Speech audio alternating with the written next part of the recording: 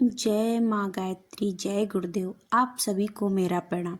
आज हम एकादशी व्रत के बारे में बात करने वाले हैं, जो हमारे पूज्य गुरुदेव ने समझाया है, बताया है और एकादशी का जो महत्व बताया है, उसी महत्व को हम आपको बताने वाले हैं। जो पूज्य गुरुदेव ने लिखा है वही हम आपको समझाने का प्रयास करेंगे।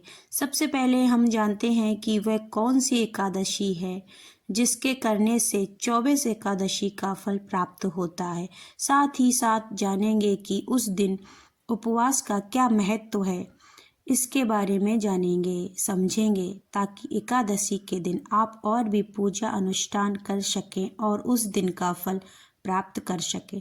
चलिए जानते हैं पूज्य गुरुदेव ने क्या लिखा है एकादशी के विषय में। एकादशी व्रत के महत्व के बारे में क्या बताया है। यद्यपि पुराणों में, धार्मिक शास्त्रों में की सभी एकादशियों को व्रत रखने का विधान है और फलों के अनुसार उनके भिन्न भिन्न नाम हैं, जैसे मोक्षदा, सफला, पाप मोचनी, योगिनी, पुत्रदा, जया, विजया, वरुथनी, निर्जला आदि।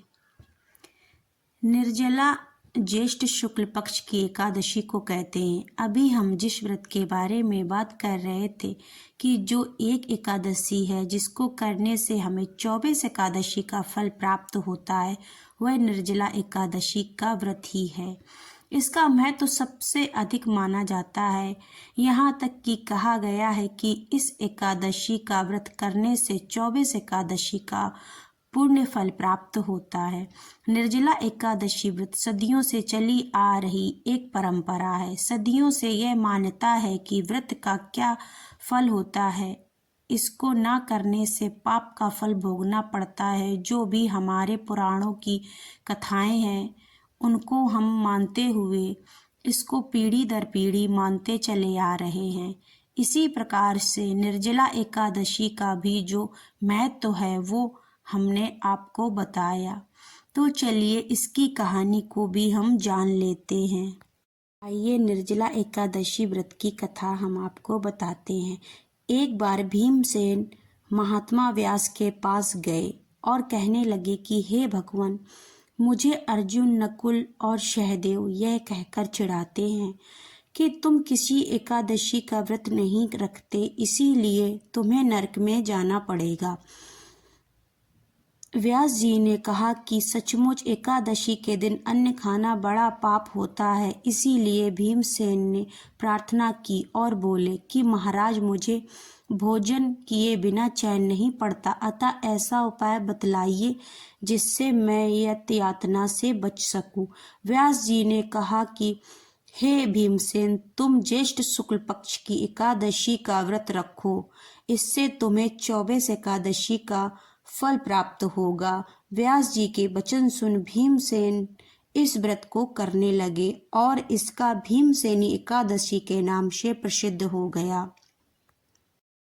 आइए जानते हैं इस दिन व्रत रखने का वास्तविक उद्देश्य क्या है। वास्तव में एकादशी के दिन व्रत रखने का विधान हमारे ज्ञानी ऋषियों की दूरदर्शिता का प्रत्यक्ष प्रमाण है। घर गृहस्थ में मनुष्य प्रायः जिस प्रकार खाते पीते हैं, उसमें आहार शास्त्र की दृष्टि से अनेक त्रुटियां करते हैं। तो वास्तविक उद्देश्य हमारे धर्म ग्रंथों में जितने भी व्रत त्योहार हैं, उनका यही है कि किसी न किसी प्रकार से हमारी शारीरिक दृष्टि से, हमारे स्वास्थ्य की दृष्टि से हमें लाभ प्रदान करती हैं। चलिए जानते हैं आगे पूज्य गुरुदेव ने क्या लिखा है।